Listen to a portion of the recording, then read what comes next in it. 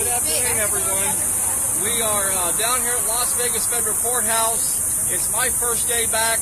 I'm down here to support Eric Parker, Stephen Stewart, Scott Drexler, Ricky Loveland, them 4 defendants, and of course, Andrea Parker's been covering this since the trial began, and I'm glad to be back down here to help support her. I know she's been going through a lot. Today I can see that there's a lot going on. One of the things that happened today, right as court ended here at lunch, was just horrible. The judge reprimanded Eric Parker, and she's going to keep him locked up in the holding cell after lunch, and said that he was disobeying and her orders there. So we'll get into that a little bit more too, but we want to get into what happened today in court with one witness we had. He's a BLM special agent, and he testified all morning, and now he's off his stand. We'll get another testimony of another FBI agent afterwards here. But we spent all morning with this one BLM agent named Robert, and I can't pronounce his name. Shalakas. So go ahead, Andrea. Okay, so first I wanted to thank John for coming back down. We've missed you immensely.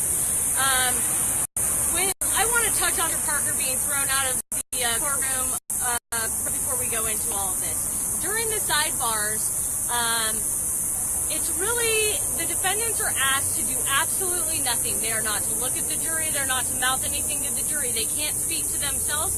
Now, mind you, these sidebars, they take a lot of time. The jury gets passed around candy. They get to converse. The courtroom observers, we get to converse.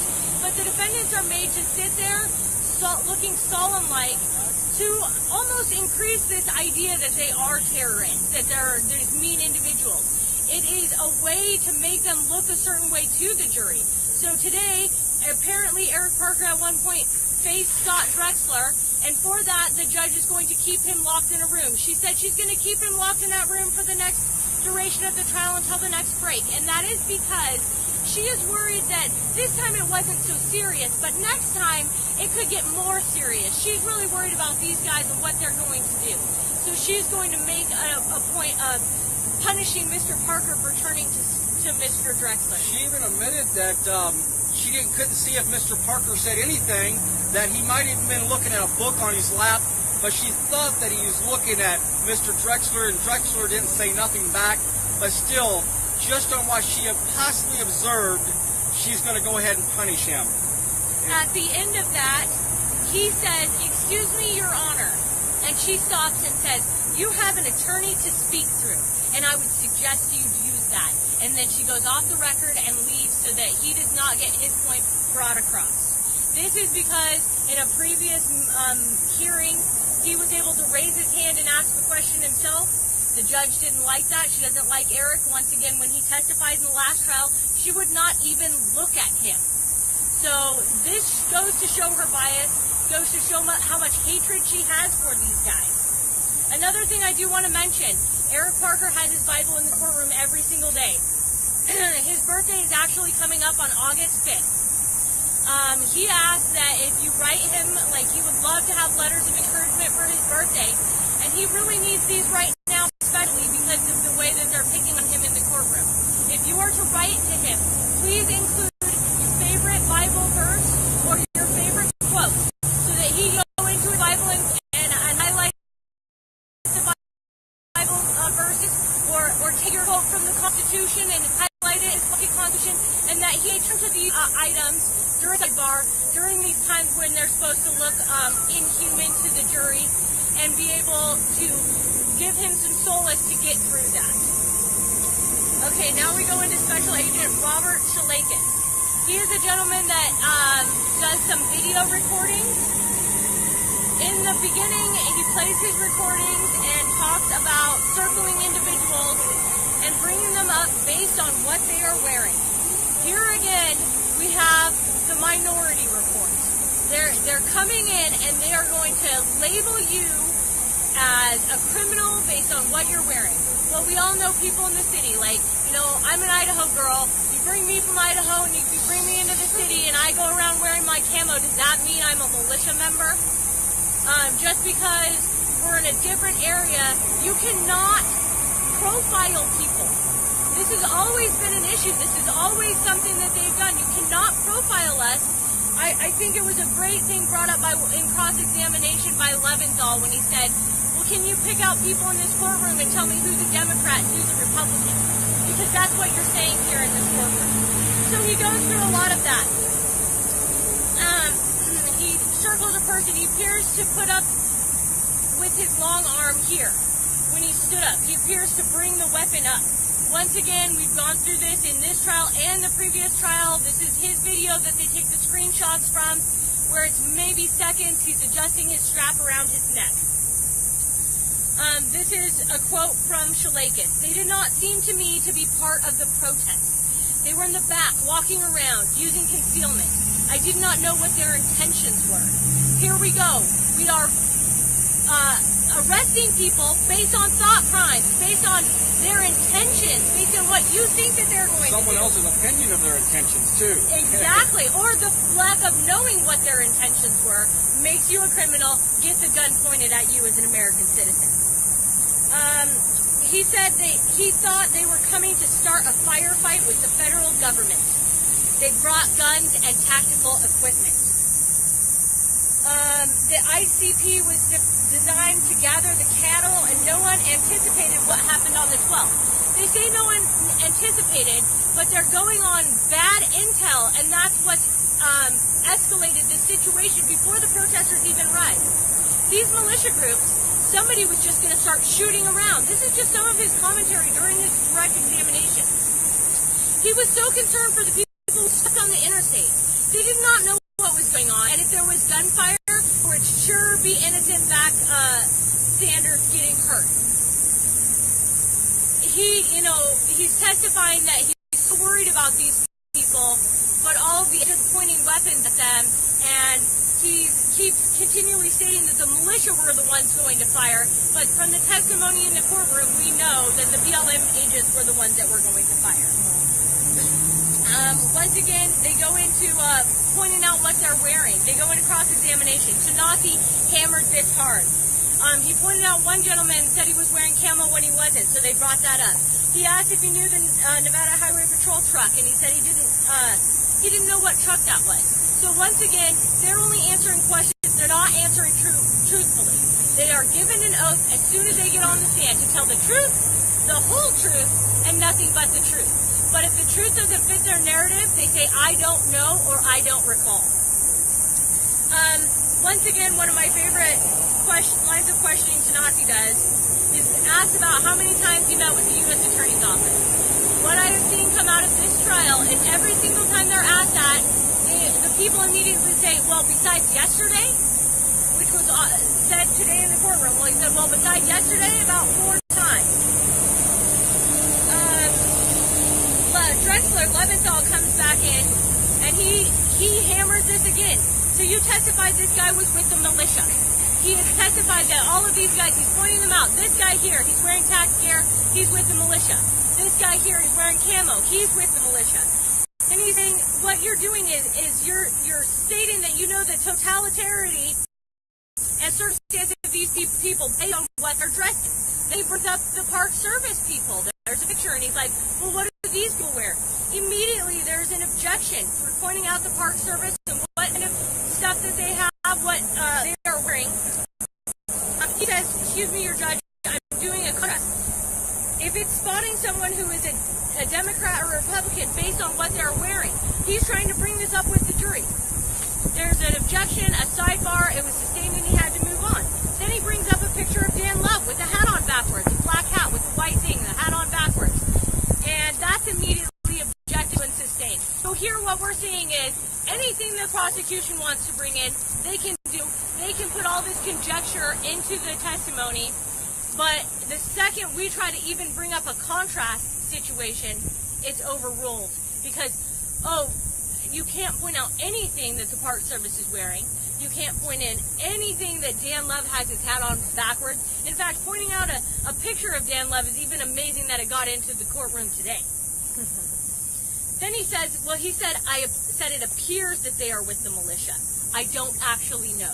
that was a good thing that Leventhal was able to get out of Shalakas. Can I add to that? Absolutely. In regards to the people dressing and what their appearance was and everything, in these videos, I don't know if you two agree, I looked at multiple screens in the courtroom and I could not actually make out anything. An appearance of a long gun? No, I could not make that out. An appearance of clothing? No, I could not make that out. An appearance of any recognition, I could not make that out of the individual or anything. It was so far away. You need a high-powered scope or camera to even pick up these people from that distance away. It's obvious here to me, just by sitting in here and observing, it's a total biased witness that's only going towards what the government says. It's their opinion of what happened.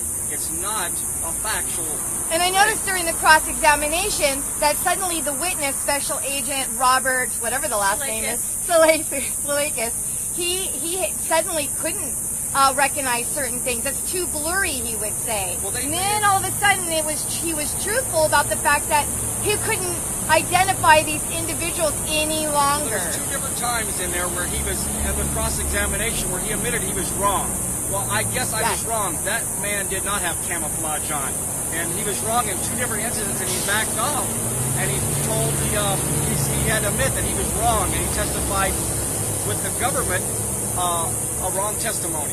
And he backed off and he retracted his testimony twice. Certainly good.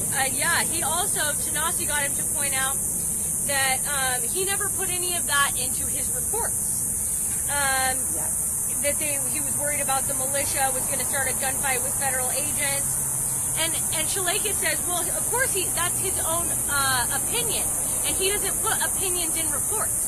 So here Shalakas is saying none of the stuff that he testified in the courtroom today was worth putting in his report because it is his own opinion and not the facts. So Shalakas is the type of man that will go and do a report based on fact alone, but when he comes into the courtroom, he's going to give solely on his opinions and not on those facts. And I thought that was a huge part to bring out as well. Tanasi also brought out, in Shalakas' video, in a lot of these videos, you're seeing a zoomed up version.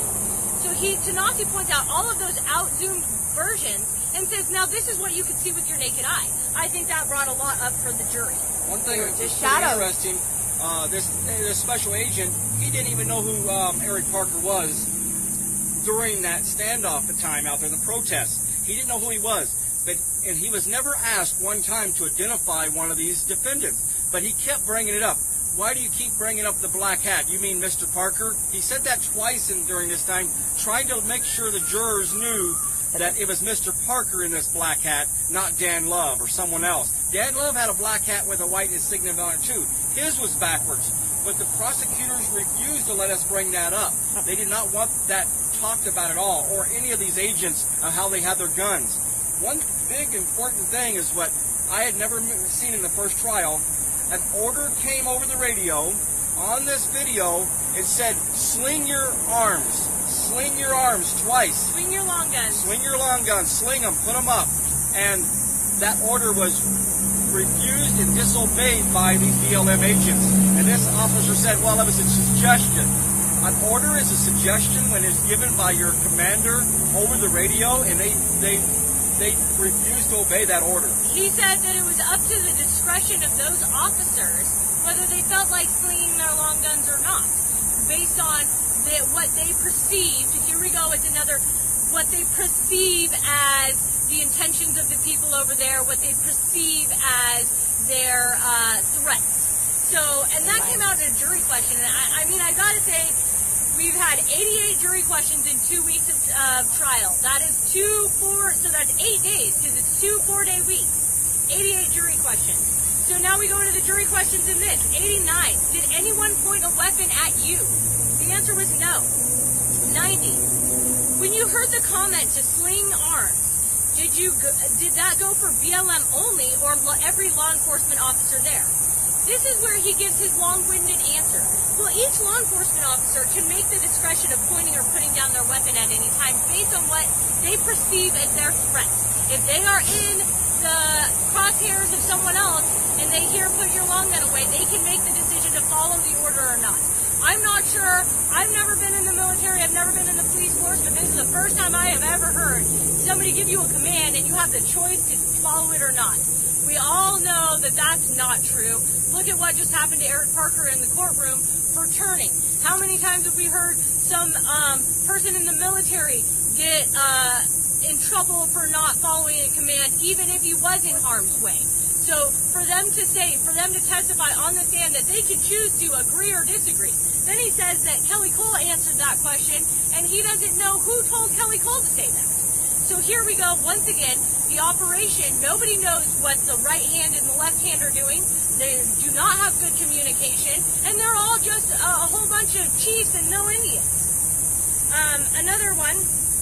I can confirm that with military experience, though. I heard the recording in the courtroom played twice, and they did order to sling your guns, your long guns. If you have a long gun, sling your long gun. And it was repeated twice. So 2 times it was played in court, and that order was said twice on the radio, and I heard that, and that is an order. That is an order. My friend Jenny Caldwell is on here right now. She served with me overseas, and she also is confirming, as a soldier with combat experience, an order is an order. We have certain areas where we can escalate or de-escalate. When we received those orders, we had to hold that directive as a unit completely. An order is an order, and yes, we would have gotten in trouble. The only threat that can change that order is imminent threat, meaning they are firing on us. Then we bring back weapons to an escalation point. And this agent said no weapons were pointed at him. No, and he did testify. No weapons were pointing at him. The last jury question was 91. Were you still concerned for your life when you saw law enforcement next to the guys with long guns? And he goes into another long-winded, this is the problem, is that we have FBI agents upstairs testifying, BLM agents upstairs testifying.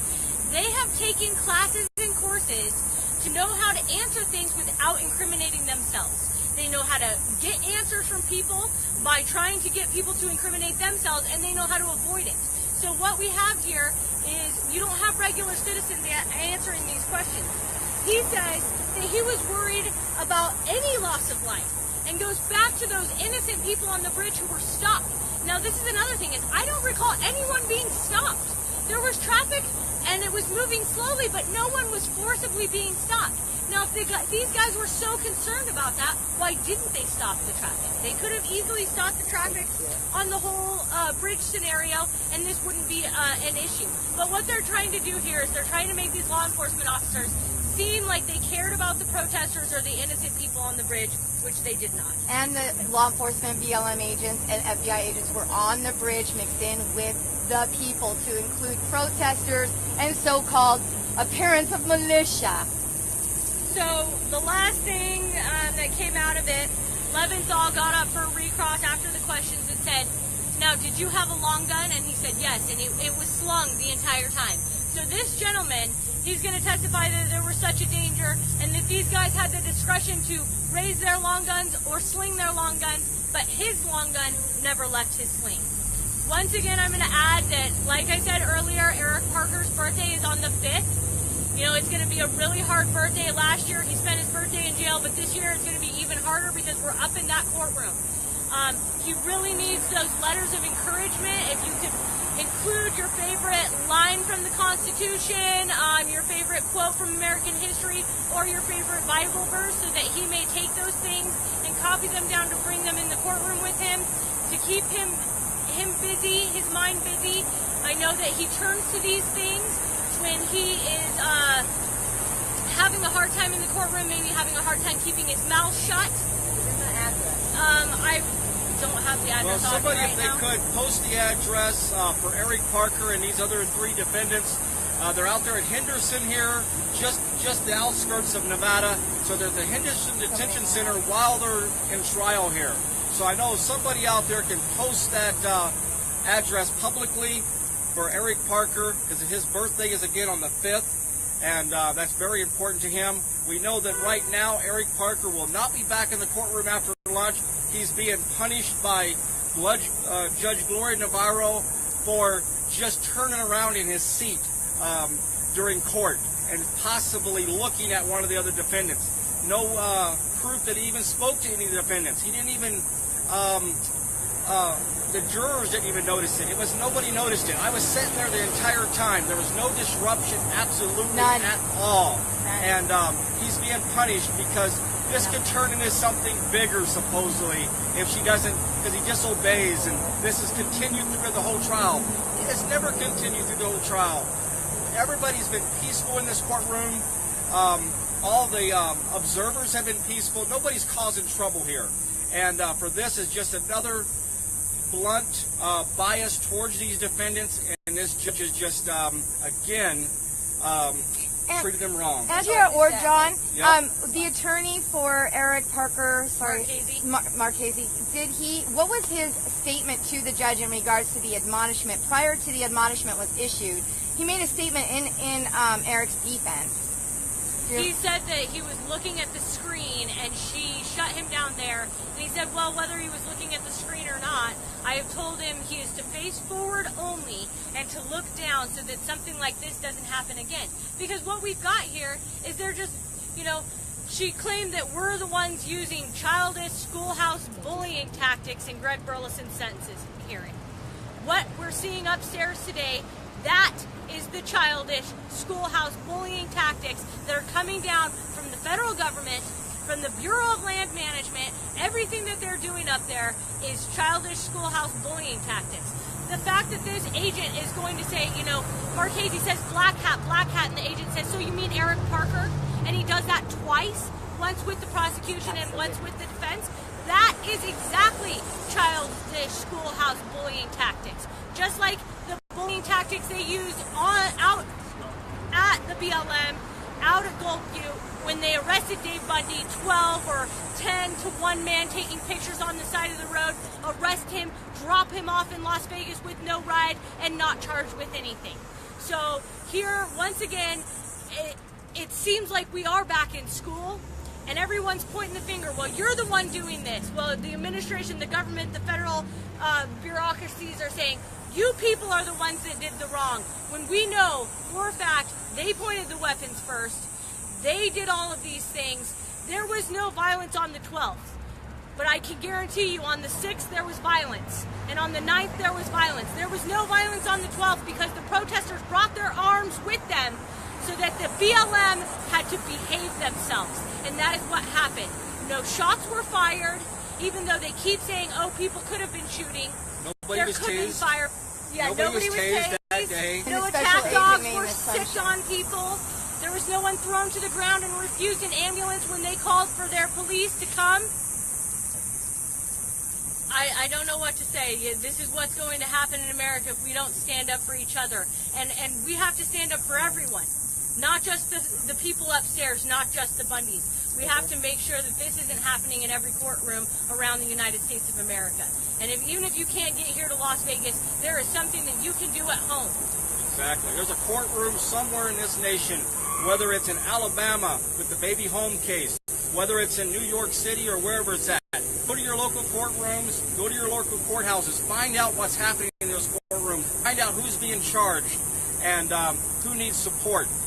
Andrea Parker needs support. We had 12 people in court today, some awesome people here, but only 12 people here today. We should have 100 people in that courtroom. I know there's 2 or 3 people standing down here with the signs today. 2 or 3 people, and I know everybody can't be out here, but if you can, you should be out here. We should have 100 people out here, not just 2 or 3 standing every single day.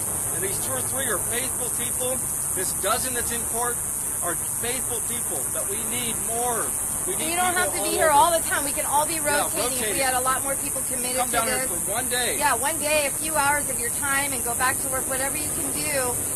Just coming in and out, having multiple people come in and out doesn't have to be orchestrated at your whim, your private time, as you wish, as you're able. It would be really great, and it will interest you. Definitely will. It will interest you to see the tyranny is actually true. But I have to say, to see it for yourself is way different in every time you see it on these videos. It is increased tenfold the reality of what's happening across this nation. There's no way to explain. We can't really give justice of what's happening in this courtroom without you witnessing it yourself. Yeah, we miss details, I'm sure. cannot. Yeah. Absolutely. And I did want to mention, we have seen support from all over the nation. We have had people coming to Vegas on their vacation stopping for a day. We've had people who weren't even coming to Vegas, but they were on vacation and they stopped for a day going through. We have had many people bring their young children up into the courtroom. I have been amazed at these children who have come and been so great inside the courtroom. It has been so nice for the jury to see these well-behaved children as we're sitting there, a loving family union in our pews, watching what the injustice that's going on, being supported by so many. So that, you know, even if you're somewhere nearby and you can stop by for a few hours, it makes a difference. I want to thank everyone who's coming down here every day, all of our regulars.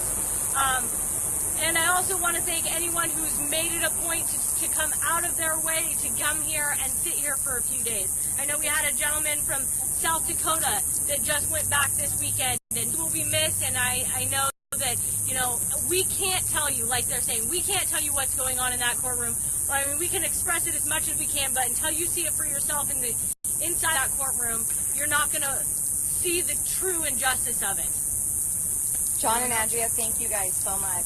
Thanks everyone for joining us down here. We've got just a short time to get some lunch, get a bite to eat, and get back in the courtroom.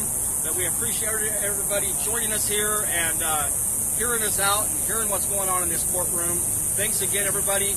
I don't know if we'll have another update afterwards or not. We might, but we'll be back here every day this week, Monday through Thursday. Tomorrow morning, anybody who's here for a 9 o'clock, we've got Dr. Henry, the 93-year-old man that's out in Pahrump right now.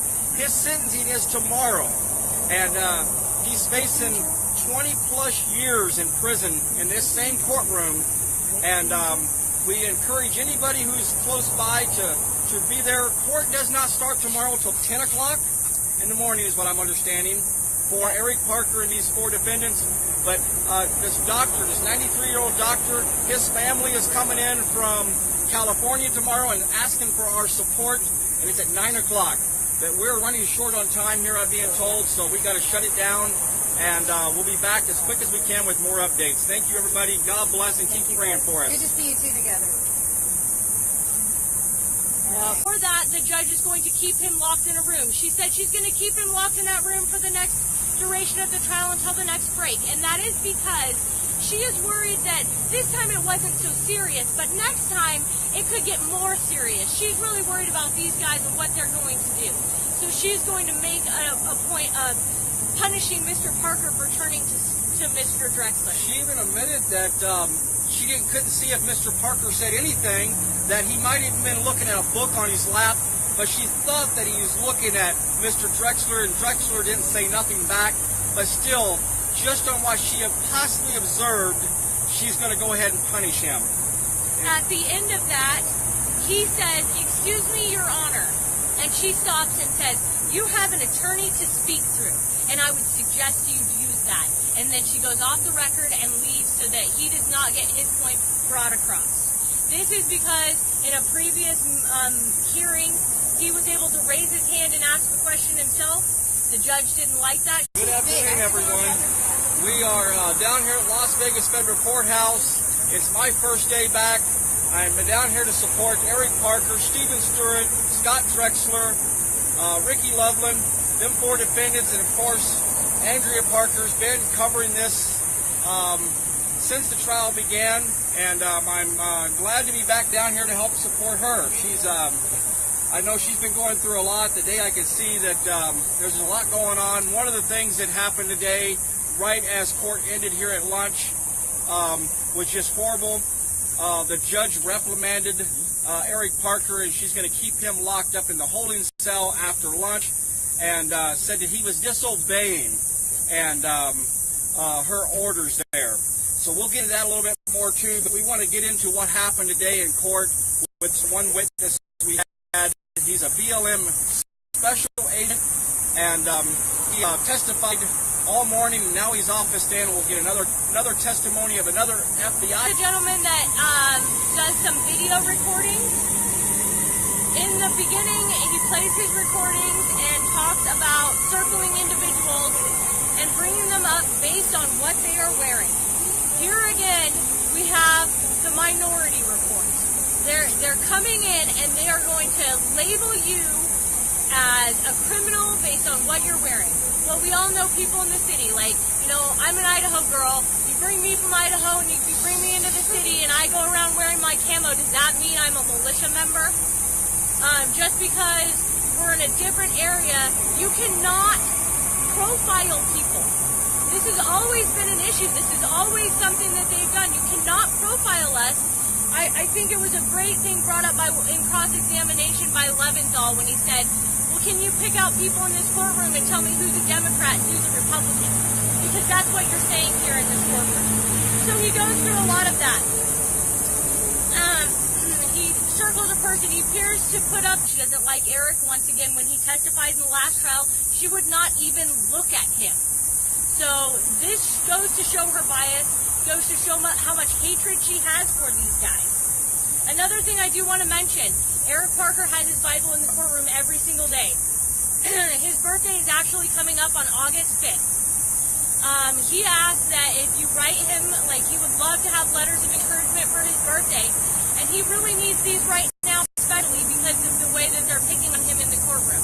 If you are to write to him, please include your favorite Bible verse or your favorite quote, so that he can go into his Bible and highlight the Bible verses, or take your quote from the Constitution and highlight it as the Constitution, and that he turn to these items during the bar, during these times when they're supposed to look inhuman to the jury, and be able to give him some solace to get through that.